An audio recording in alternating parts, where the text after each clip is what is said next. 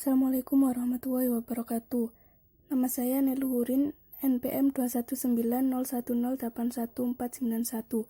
Di sini saya akan membahas kapital struktur teori tradisional dan kontemporer.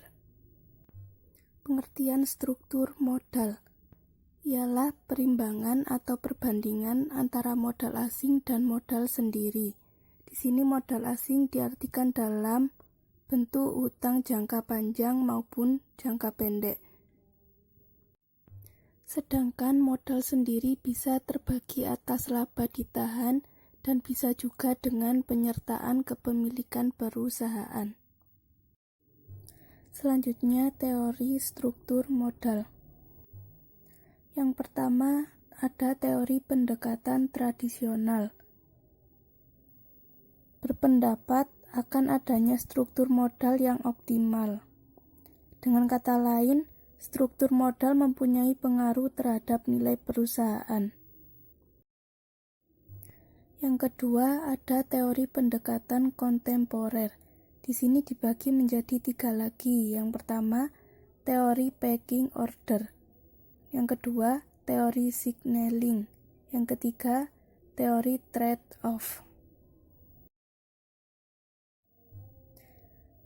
Dalam teori tradisional, struktur permodalan mengatakan bahwa untuk setiap perusahaan atau investasi terdapat campuran pembiayaan, utang, dan ekuitas yang optimal, yang meminimalkan WACC dan memaksimalkan nilai.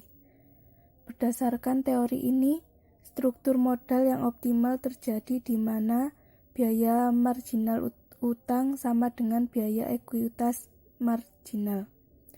Teori ini tergantung pada asumsi yang menyiratkan bahwa biaya pembiayaan utang atau ekuitas bervariasi sehubungan dengan tingkat leverage.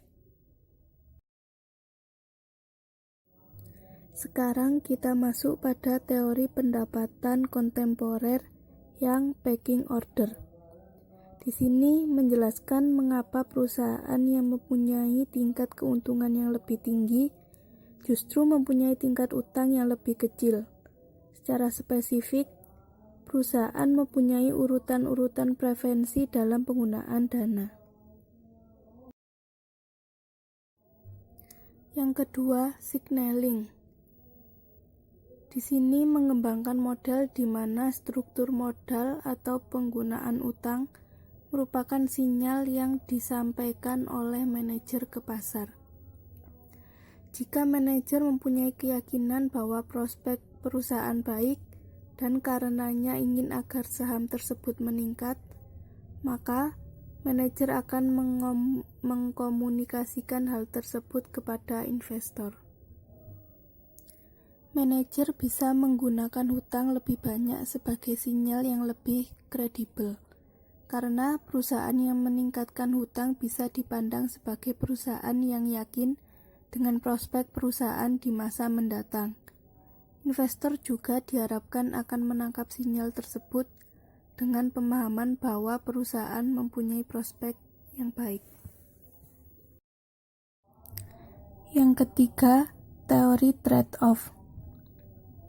Dalam menentukan struktur modal yang optimal, memasukkan beberapa faktor, antara lain pajak, biaya keagenan, dan biaya kesulitan keuangan, tetapi tetap mempertahankan asumsi efisiensi pasar dan symmetric information sebagai imbangan dan manfaat penggunaan utang.